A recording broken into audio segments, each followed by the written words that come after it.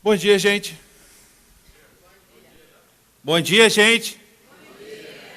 Como vocês notaram, né? Eu não sou o Winston. Todo mundo confunde, mas eu uso óculos e ele não, então é fácil identificar, né? E não, brincadeira, né? Tem peso, altura, barba, tem tudo diferente dele. W está viajando, continuemos orando por ele, mas amanhã ele já está de volta e ele me pediu para fazer essa missão que eu estou tremendo até agora, ainda não parou não. Acho que depois que terminar, para de tremer, né? Minha esposa linda cantou ainda há pouco aqui, ela falou assim, amor, usa preto, que preto emagrece. Aí eu falei, amor, tem que avisar o preto que ele deixou de ser cor e virou milagre, né? Porque falei, preto não emagrece nada, amor. Mas tudo bem, vim de preto porque eu sou um cara obediente, né? Piadas à parte, é um prazer muito grande estar aqui hoje, e uma responsabilidade muito grande também. E a gente vai continuar o tema de semana passada que o W introduziu, falando sobre o Natal, sobre os vilões do Natal, né? Uma outra forma de nós vermos o Natal. Mas vamos orar nesse momento. Baixa aí sua cabeça. Pai, muito obrigado, Senhor, por essa manhã, muito obrigado porque o Senhor está aqui presente, nós sabemos disso. Obrigado porque eu não tenho a menor condição de estar aqui em cima. O Senhor sabe bem, o Senhor me conhece mais do que todo mundo aqui. Mas muito obrigado por essa oportunidade, obrigado por ter tido tempo de ler e me preparar para trazer essa mensagem, Pai. E muito obrigado pela oportunidade que nós temos de estar aqui reunidos. Que Tu fiques à frente do que eu vou falar e que o Teu nome realmente seja engrandecido, Pai. Muito obrigado por tudo e por essa oportunidade. Te agradeço e te peço a Tua misericórdia. Em nome de Jesus, amém. Semana passada, como nós vimos, o mundo inteiro comemora o Natal. Né? Comemoramos o nascimento de Cristo e, ao longo do tempo, algumas coisas foram acrescidas. Tipo... Tá bom, um pouquinho mais para frente. É que eu vou pegar bem essa luz aqui, que todo domingo sou eu que jogo no Winston, né? Então, aí agora, eu estava fugindo, Eu sei que o Mário quer se vingar de mim. E o Natal é comemorado e ao longo do tempo algumas características foram eu estou tentando fugir, desculpa, Edilson. Algumas coisas foram acrescidas ao Natal, né? A troca de presente e muito se deixou realmente de se pensar e de se ver a essência do Natal. Esquecemos realmente do dono dessa festa, né, do aniversariante.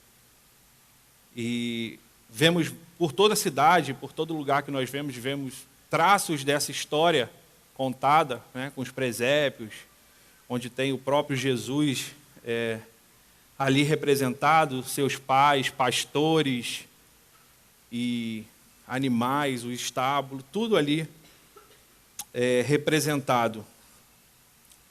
E semana passada nós vimos um outro lado, um lado que começamos a ver a genealogia, uma coisa que realmente eu não sei quem lê genealogia na Bíblia, mas o Winston foi lá, leu e achou a mensagem. E nós vimos que lá do início, onde Deus começou a se manifestar, até a vinda de Jesus, vários personagens fizeram essa história. E nós passeamos semana passada junto com o Winston por todos esses, ou quase todos, e os principais personagens dessa história que foram relatados ao longo de todo o Velho Testamento. Então nós vimos Abraão, que é conhecido como o pai da fé, né? Foi ele que iniciou todo esse processo do povo de Israel. Mas que também tinha, ou teve, algumas falhas de caráter e mostrou que não era uma pessoa perfeita. Eu não sei quantos lembram, mas ele, quando foi para uma cidade com Sara, indagaram sobre quem era ela, e ele precisou mentir dizendo que era sua irmã para que as pessoas não o matassem para ficar com Sara. E seguiu, tem outros personagens, vários outros personagens que nós vimos, grandes heróis que foram relatados, grandes profetas, grandes homens de Deus, e também aquelas pessoas que o Winston falou na semana passada, que tiveram suas vidas transformadas, mas durante uma parte de sua vida tiveram erros, falhas de conduta, de caráter, mas que, acreditando na vinda do Messias, no nascimento de Jesus, eles puderam reescrever a sua vida. Obrigado, meu amigo. O Winston ganha um copo só, eu ganho 2, né? Tá bom, obrigado. Só porque eu sou gordinho. Então vamos lá. Vamos ver como é que a gente pode, como o Winston nos convidou, olhar a história do nascimento de Jesus e identificar a nossa vida através disso.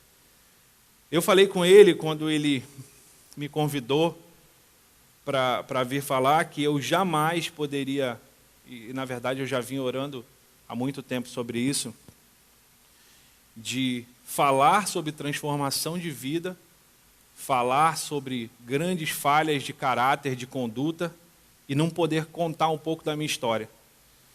Então, assim, eu vou fazer um resumo, vou tentar resumir esses meus 20 anos de idade, mentira, 37, indo já para 38, em pouco tempo. Porque a minha vida, na minha caminhada, eu não tenho nada de diferente do mentiroso que foi Abraão. Na minha vida, eu não tenho nada diferente do que o trapaceiro lá, até o Winston usou a palavra safado do Jacó, mas é uma nova versão super escrita pelo Winston, né, o safado. Em nada eu me difere dos erros de Davi, do assassinato que ele cometeu, do adultério que ele cometeu, do responsável Judá e da promiscuidade de Raabe, e até mesmo do paganismo que durante um tempo também eu carreguei na minha vida e é relatado lá na história de Ruth, no histórico de Ruth. E assim, fazendo um parêntese para vocês rápido nessa mensagem, eu gosto muito de trazer a história de Moisés, porque Moisés ele teve a vida dele em 3 fases, e aquelas pessoas que adoram numerologia, foram 3 ciclos de 40 anos. O primeiro ciclo de 40 anos de Moisés, ele era estadista, ele comia à mesa de Faraó, que todos conhecem a história de Moisés. Então ele cresceu nas escolas do Egito, ele esteve lá, participando de todos os eventos, então ele era estadista, ele era rico. Então ele passou 40 anos da vida dele achando que era alguém. Aí acontece o assassinato, aquela história também que vocês já conhecem, e ele precisa fugir com medo de morrer, e foi para o deserto.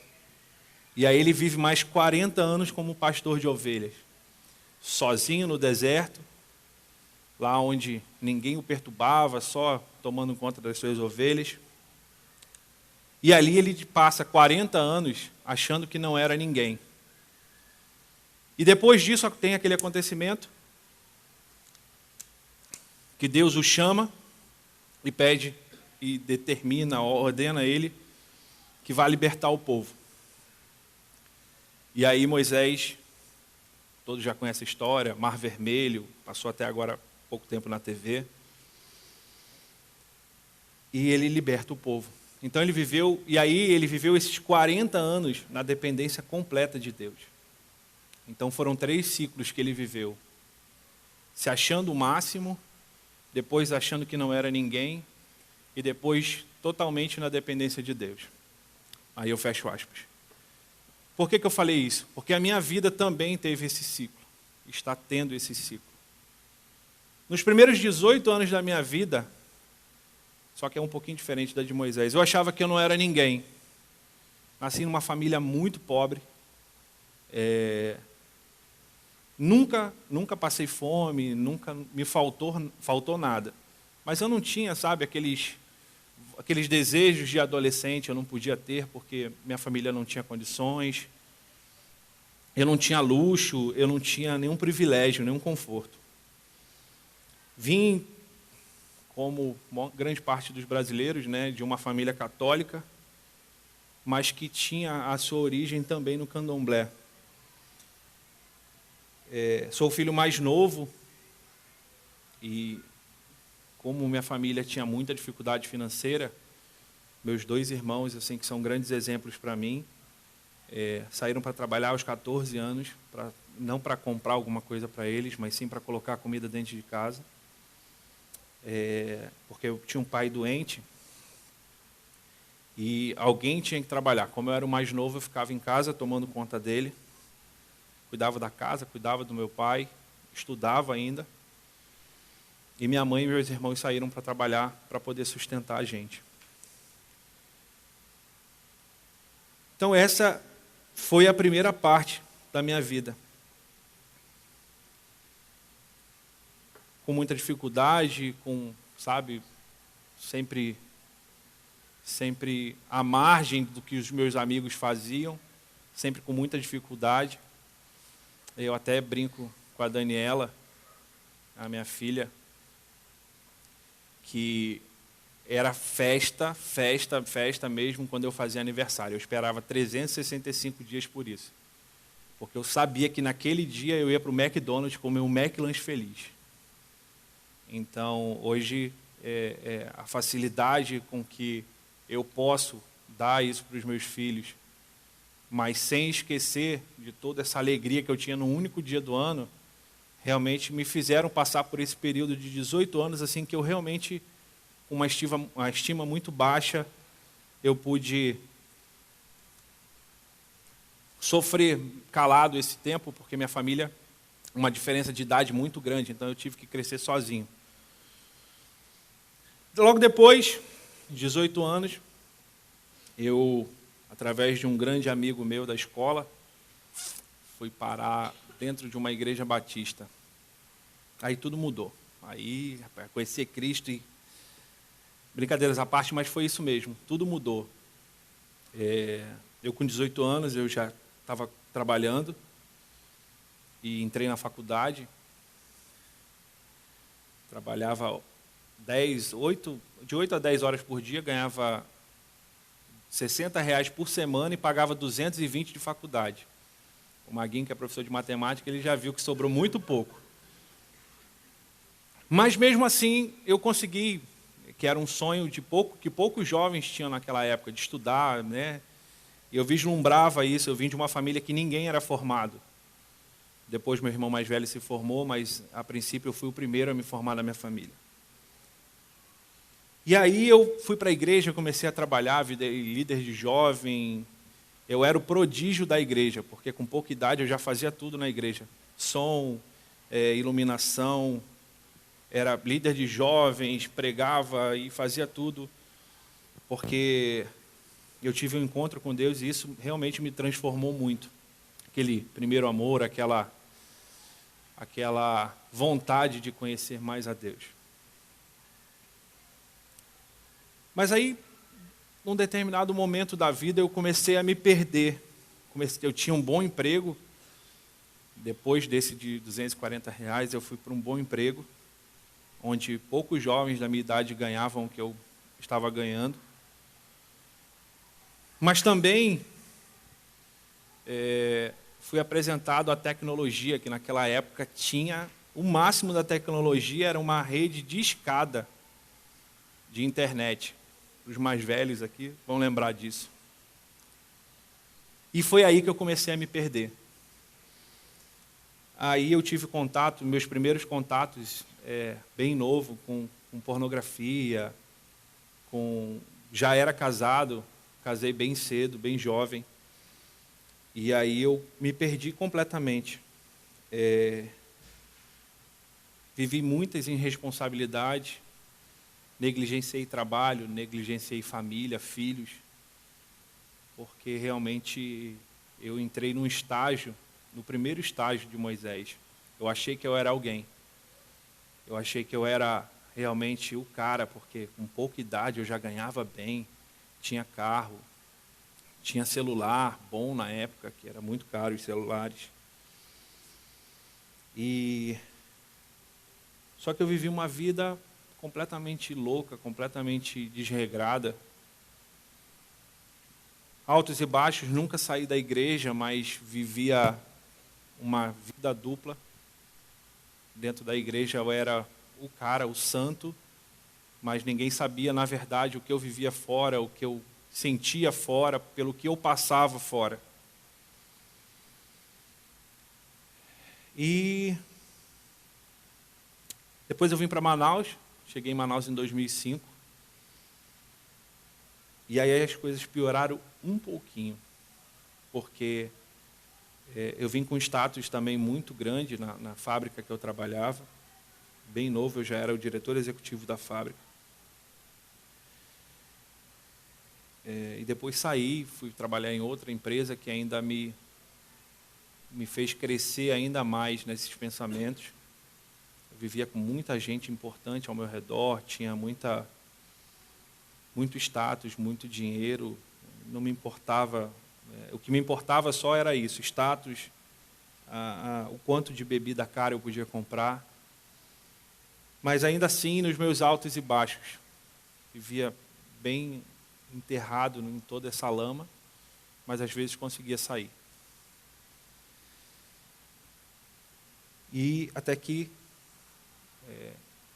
não sei quantos tiveram uma experiência parecida, mas um dia a vida e Cristo cobra toda essa irresponsabilidade. Um dia acordei e me vi perdido, tinha perdido a minha família, perdi a convivência com os meus filhos, me vi sozinho num quarto de um flat, me questionando os porquês da vida, sabe? Por que Deus tinha me permitido passar por tudo aquilo, se Ele sabia que eu não ia ter cabeça para viver essa fase? Por que Ele me deu tantas condições? E os porquês da vida? Por quê? Por que, apesar de viver tudo isso, Ele sempre dava demonstrações que estava perto de mim? Fui descobrir que, depois desse meu momento muito difícil, de separação, de estar longe dos meus filhos, que eu não tinha sido batizado no candomblé, como boa parte da minha família. E minha mãe me contou uma coisa que me entristeceu mais ainda, porque quando eu era bem pequeno, bem bebê, ela me levou para que fosse feito o ritual como todos tinham feito. E a mãe de santo, que era uma avó minha de consideração, me pegou no colo e falou, e me devolveu para minha mãe, e falou assim: não, eu não posso batizá-lo, porque Deus tem alguma coisa diferente para ele. E isso me deixava mais triste ainda, porque por que Deus tinha falado aquilo e eu tinha vivido uma vida tão desregrada, tão ausente da presença dele? E passei por um momento muito difícil, depressão, de até mesmo pensar em tirar minha vida. Mas eu nunca perdi a esperança em uma chama dentro de mim, mesmo que pequeno, mesmo que eu tivesse tentado apagar isso dentro de mim, me mostrava que aquilo ali ainda não era o fim da minha vida. Eu tinha 2 filhos lindos, 2 presentes que Deus me deu, que me alegravam muito, muito, muito. Nessa época da separação, foi que nós ficamos sabendo o diagnóstico do Gabriel. E aí, ainda mais, eu tive que brigar para viver. E numa dessas brigas, muito grande que eu tive com Deus. Realmente aquela chama e aquela pequena fagulha voltou a reacender. E realmente eu tive a oportunidade de pedir para Deus reescrever a minha história. E aí começou um novo ciclo na minha vida. Porque o primeiro durou 18 anos, o segundo durou 18 anos. Espero que o terceiro não dure 18 anos, né? Porque eu ainda tenho 2 filhos lindos, mas ainda vem mais por aí. E eu zoava tanto o Winston dos 4 filhos, mas vou chegar lá.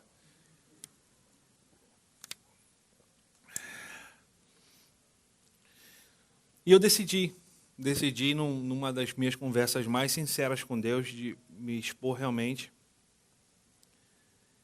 Eu decidi que eu ia pedir para Ele reescrever a minha história. E aí as coisas foram mudando, a minha vida foi acalmando, e eu tive o apoio dessa comunidade que realmente eu sou apaixonado pela comunidade viva. Eu já passei por muitas igrejas, muitas, mas nenhuma me abraçou como a comunidade viva. Aqui eu tenho e formei os meus grandes e verdadeiros amigos. O Winston foi um cara que, desde que me conheceu, falou: se você sentar na sarjeta, eu vou sentar junto com você. Mas se você quiser andar, eu vou andar do teu lado. E assim outras pessoas fizeram isso. Foram padrinhos do meu casamento, inclusive, PA, PG, Gabi, que está em São Paulo, Daniel também, sempre com abraço, e vários outros, que assim, até estou tão nervoso que é difícil até lembrar de todo mundo. Mas pessoas que, sabe, me amaram do jeito que eu era, da forma que eu vim, e tudo isso me fez lembrar realmente do que Deus tinha me falado, que não tinha acabado ainda, que Ele ainda ia começar algo novo. E aí foi, sabe, Deus reacendeu os meus sonhos.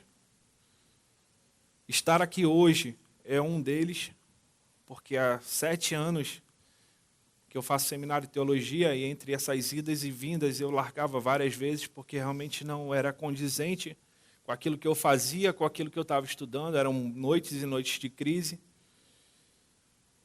Mas hoje eu estou terminando, graças a Deus, porque não, daqui a pouco era quase um doutorado, né, de tanto que eu estudava no seminário. Eu ia dar aula lá. Mas estou terminando, e esse é um dos sonhos que Deus tinha colocado no meu coração. Tinha mandado pessoas virem falar comigo sobre isso. Então Deus começou a responder minhas orações, começou a mexer de novo na minha vida. No momento que eu estava muito sozinho, eu sentei e realmente falei: Senhor, eu preciso de uma pessoa do meu lado para me ajudar, porque o Senhor fala na sua palavra aqui, né, que é bom que o homem não viva só, porque se um cair, o outro levanta. E eu comecei a orar especificamente como eu queria a minha esposa. Falei: Senhor, eu queria uma pessoa assim, assim, assim. Como eu vou ter esse ministério, eu queria também que o Senhor me desse uma esposa que cantasse. Se não for pedir muito. Aí eu falei: mas tenho mais alguns outros pedidos também. Já que, né, a gente está nessa conversa bem aberta entre pai e filho, né? Eu queria também uma que falasse inglês. Porque assim, você sabe, eu não falo inglês, aí eu quero morar fora e tudo, para me ajudar, né, nesse momento. Mas também que queira morar fora, porque se vocês vão me dar uma esposa que não queira ir, também vai ficar complicado. E muito pouco tempo depois, coisa de menos de um mês, eu conheci a Sara. E à medida que a gente foi se conhecendo, eu falei: cara, realmente Deus estava me ouvindo, porque tudo que eu pedi aquele dia, Ele colocou nela. Ou melhor, Ele já tinha feito ela, só esperando eu pedir nesse dia. E Pedi também, né, que Deus mandasse uma mulher que me aguentasse, porque não é muito fácil. Mas foi um momento muito especial da minha vida. E aí nós começamos a nos conhecer. E aí, quando eu vi que todos os meus pedidos tinham sido atendidos, eu falei, tá bom, Senhor, agora eu já entendi, já vou marcar o casamento. E graças a Deus nós casamos, tem 4 meses, até aqui nos ajudou o Senhor. Mas é uma mulher impressionante, assim, que eu também já tinha 2 filhos, um especial. E eu falei, Senhor, o Senhor também tem que mandar uma mulher que goste dos meus filhos. E aí, como Deus faz, além daquilo que nós pedimos ou pensamos, ela os ama tanto quanto eu. E tem se entregado, tem estado ao meu lado. E aí eu vi que Deus realmente me ama. Porque Ele faz aquilo além do que eu pedi. E com todas as minhas falhas e limitações, Ele, sabe, me deu uma família fantástica. Né? Dani está com 14 anos, mas uma adolescente maravilhosa. Vejo vários pais reclamando de adolescente. E a gente tem um diálogo e uma cumplicidade tão bonita, assim. Eu não brigo mais com ela, a gente conversa. Ensinei ela desde pequenininha a questionar tudo. E aí hoje eu me arrependo um pouco sobre isso. Porque, além de ser bonita, é muito inteligente. Então, às vezes, quase sempre, eu perco nos argumentos dela. Então, mas me dá muito orgulho. Gabriel, um príncipezinho que vocês viram aqui de cabelo enrolado. Também um príncipe maravilhoso que Deus me deu. E agora estou negociando a vinda de mais 2 com Deus. Porque vocês sabem, quem tem filho, escola custa caro. Mas eu sei que Ele supre todas as minhas necessidades e Ele vai me ajudar também com isso. Consegui não chorar. Pronto. Esse foi só um resumozinho da minha história. Tem muito mais. Mas eu consegui condensar bem, porque a gente tem pouco tempo hoje. Eu queria que vocês me acompanhassem. Não vai ser só testemunho não, viu? Vai ter leitura da Bíblia também, porque senão Winston depois puxa minha orelha, que ele vai ver o vídeo. Manu, solta aí. Eu vou ler nessa versão que eu gosto muito, uma versão acho que até pouco conhecida, mas eu gosto muito dela, se chama Bíblia A Mensagem. E ela é uma linguagem bem nossa de hoje em dia. Eu gosto muito de ler nessa linguagem. Vamos lá. Depois que Jesus nasceu na aldeia de Belém, durante o reinado de Herodes, um grupo de sábios vindo do Oriente chegou a Jerusalém. Eles perguntavam, onde podemos encontrar e homenagear o recém-nascido rei dos judeus? Observamos no céu do Oriente a estrela que marcou o seu nascimento. Fizemos esse caminho para adorá-lo. Quando ficou sabendo disso, Herodes ficou apavorado. Não só ele, mas também quase toda Jerusalém. Herodes não perdeu tempo. Reuniu os sacerdotes, os líderes, os religiosos da cidade e perguntou, onde nasceu o Messias? Onde o Messias deveria nascer? Perdão.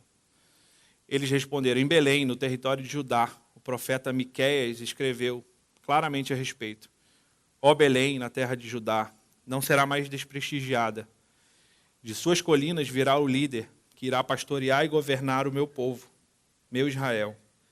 Herodes então convocou uma reunião secreta com os próprios sábios, fingindo-se devoto. Conseguiu que informassem da época exata em que a estrela aparecera, e então contou a eles sobre a profecia a respeito de Belém e pediu, tratem de encontrar essa criança, procurem toda a parte, e assim que a encontrarem, me avisem, pois quero me juntar a vocês quando forem adorá-lo. Instruídos pelo rei, eles partiram. Logo depois, a estrela apareceu outra vez, e a mesma que eles tinham visto no céu do Oriente. ela os guiou até o lugar em que estava a criança. Eles mal podiam conter a alegria.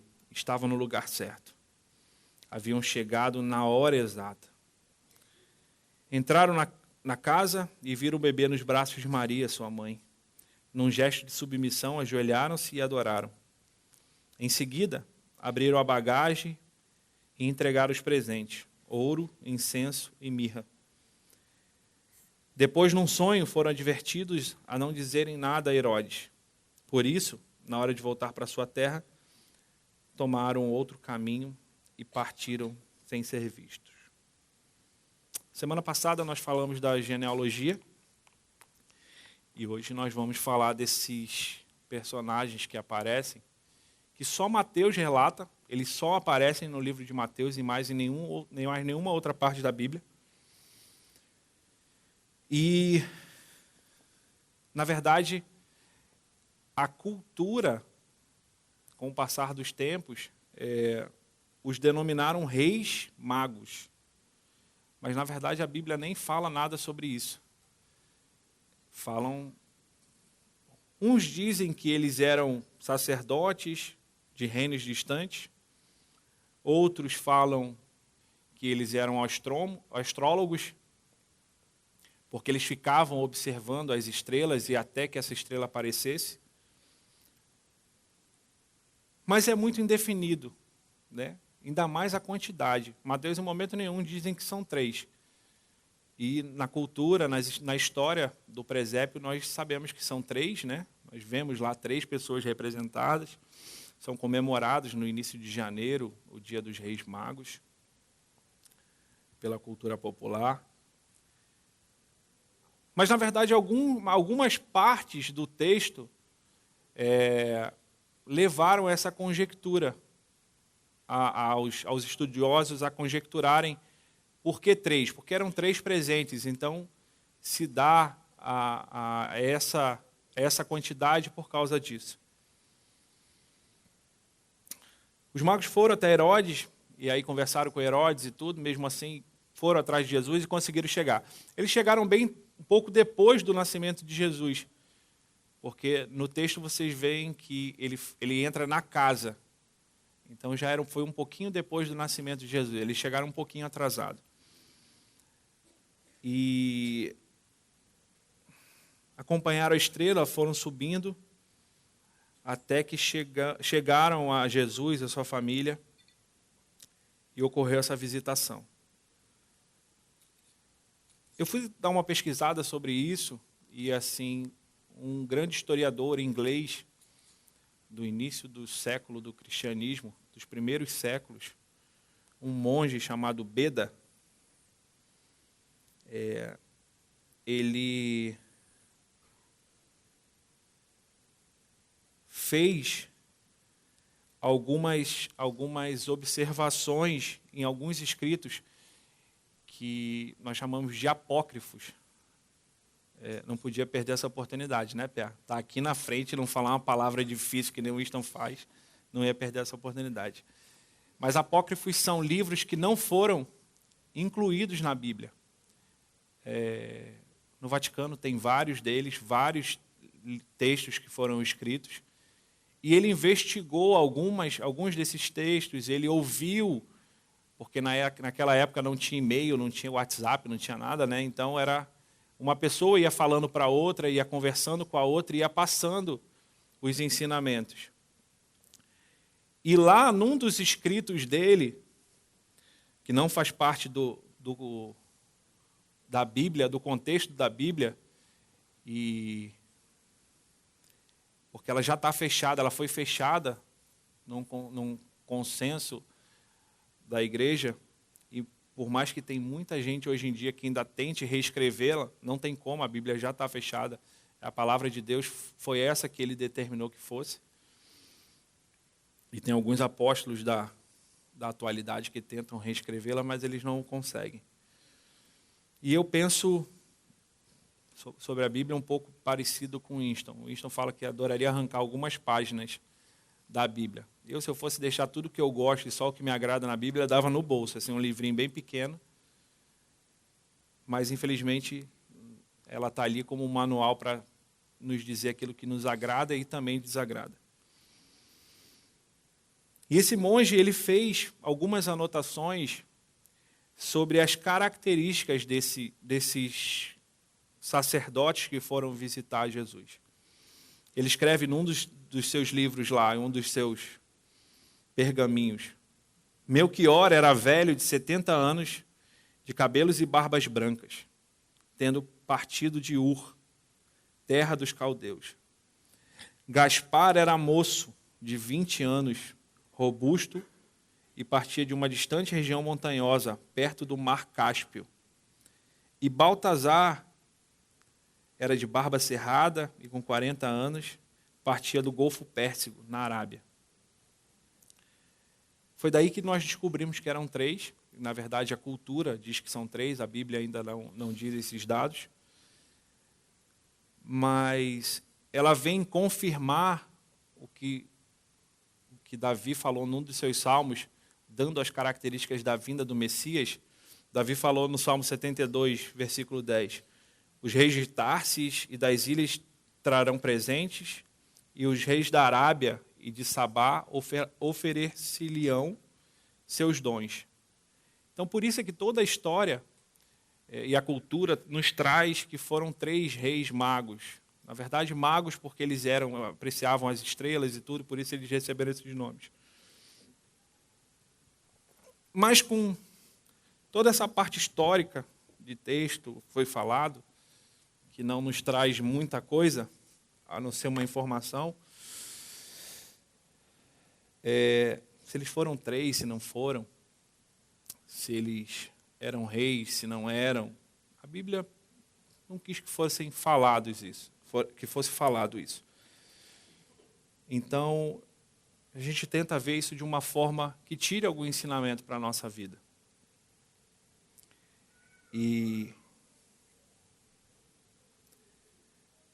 ainda tem uma conjectura que os presentes foram dados de uma forma que mostrariam para o povo de Israel, que era muito ligado a toda essa parte simbólica que era descrita no Velho Testamento, que eles iriam ter a certeza que era Jesus o Messias. Porque o ouro, ele dava a informação para o povo de Israel, que era um metal valioso, que Jesus era o rei. Por isso eles deram ouro para Jesus. Depois eles deram incenso, que no Velho Testamento era usado como aquela fumaça chegasse ao trono de Deus. Era uma demonstração de fé. Então eles, através desse presente, o povo de Israel enxergava que ali era a fé que eles deveriam demonstrar em Cristo, sobre tudo que eles leram sobre ele. E a mirra era feito para embalsamar os corpos mortos. Isso simbolizava o povo de Israel e demonstrava para aqueles que acompanhavam os escritos de que Deus iria sofrer e ia morrer, como todos os profetas falavam.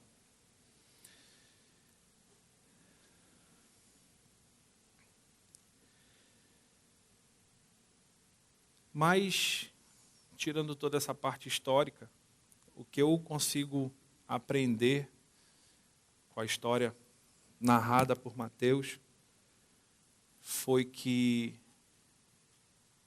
nós não podemos ser egoístas em relação ao Natal, em relação ao nascimento de Cristo, em relação ao Messias, porque algumas denominações acham que Cristo só veio para eles.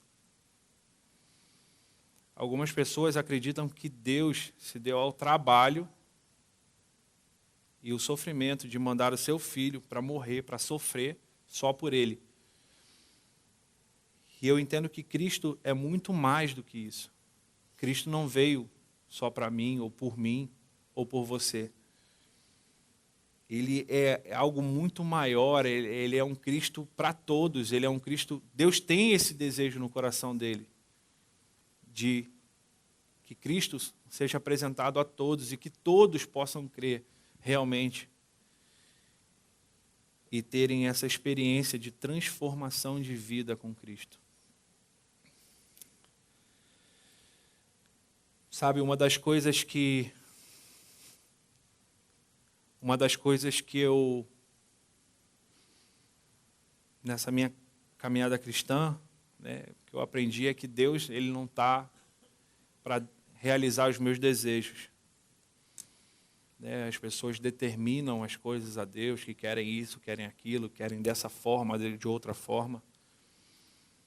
Mas nessa minha curta caminhada, eu aprendi só uma coisa. Eu não posso determinar nada a Deus. Mas eu posso pedir a Ele, e aí eu quase que determinando que Ele me ajude a reescrever a minha história. Isso eu posso pedir. Então, eu não sei se você vai guardar muita coisa do que eu falei hoje. Eu não sei se muitas das coisas que foram faladas vai servir para a sua vida. Mas eu queria que você, se você esquecesse tudo, você guardasse só uma coisa.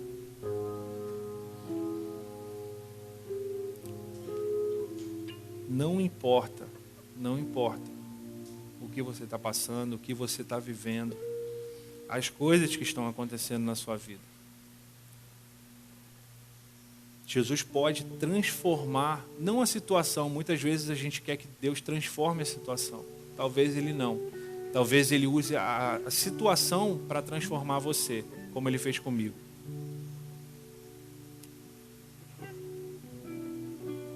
Só que nós temos que entender que Cristo pode fazer isso.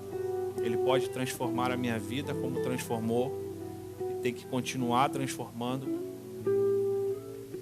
Ele pode mudar a sua vida,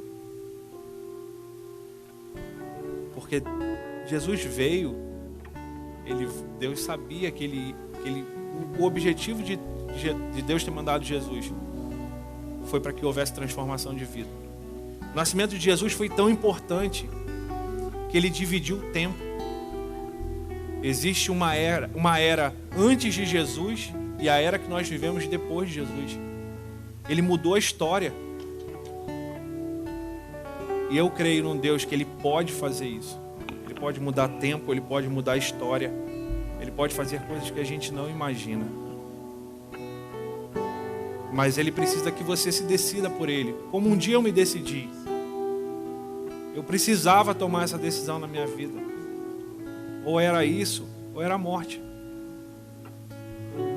E Deus me deu a graça de decidir, de quase que determinar a Ele que Ele realmente reescrevesse a minha vida.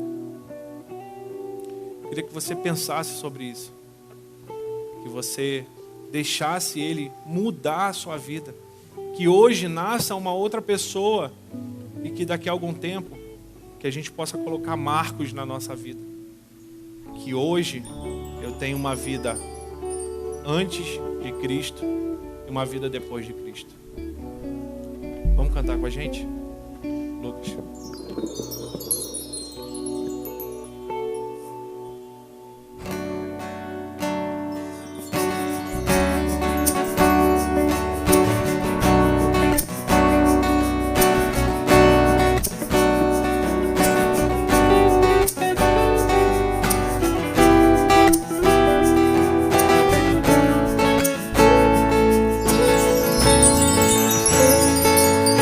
Noites mais sombrias, na escuridão da alma, tua graça me basta. Nas madrugadas frias, na solidão da estrada, tua graça me basta. No vento incessante, toda hora e a cada instante, tua graça me basta. Na imensidão do mundo, no abismo mais profundo, tua graça me basta. Aperfeiçoa-me, molda meu coração. Ouça o som que flui da minha adoração. Viva perante ti esse sincero amor, seja a expressão de todo meu louvor.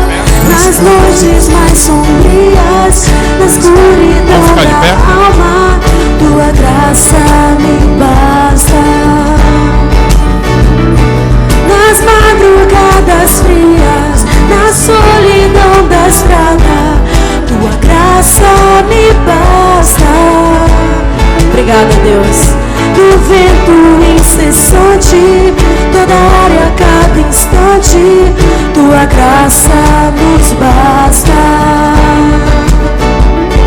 Na imensidão do mundo, no abismo mais profundo, tua graça me basta. Aperfeiçoa-me, molda meu coração. Ouça o som que flui da minha adoração. Suba perante ti esse sincero amor, seja a expressão de todo. Aperfeiçoa-me, aperfeiçoa-me, molda meu coração. Ouça o som que flui da minha adoração. Suba perante ti esse sincero amor, seja a expressão de todo meu louvor. Pai, muito obrigado por essa manhã, muito obrigado por a oportunidade de estar aqui. Pai, transforma as nossas vidas, Pai. Que o Senhor possa reacender em nossos corações sonhos. Sabe, Pai, que nós possamos ter a alegria de viver novamente. Que o Senhor possa nos libertar, ó Pai, sabe, de tanta opressão, de tantas dores que sentimos, ó Pai. Que o Senhor possa fazer nascer, Pai, em nossos corações um amor tão grande, Pai, que nós possamos resplandecer isso ao nosso próximo. Que o nascimento de Cristo, Pai, que sabe, tanto cantamos, tanto falamos no mês de dezembro, que ele sirva realmente como um divisor de águas para as nossas vidas, Pai. Que possa ser antes e depois do nascimento dele nos nossos corações e na nossa vida. Que o Senhor possa realmente amplificar esse amor em nós, que nós possamos ter essa consciência do quão grande é esse presente que o Senhor nos concedeu, Pai. Abençoa as nossas vidas, Pai. Faça com que nós consigamos enxergar aquilo que Tu nos prometeste, que dependia muito da situação. Tanto na alegria como na tristeza, o Senhor ali estaria presente, Pai, ao nosso lado. Que nós possamos sentir isso que as esperanças, que a vontade de viver e que a nossa vida possa se encher disso, Pai, desse amor. Fica conosco nesse domingo, Pai. Muito obrigado pela vida de cada um aqui. Nos leva para casa com esse amor tão grande que o Senhor nos deu. Que o Senhor possa nos inspirar, ó Pai, a falar desse amor a outras pessoas.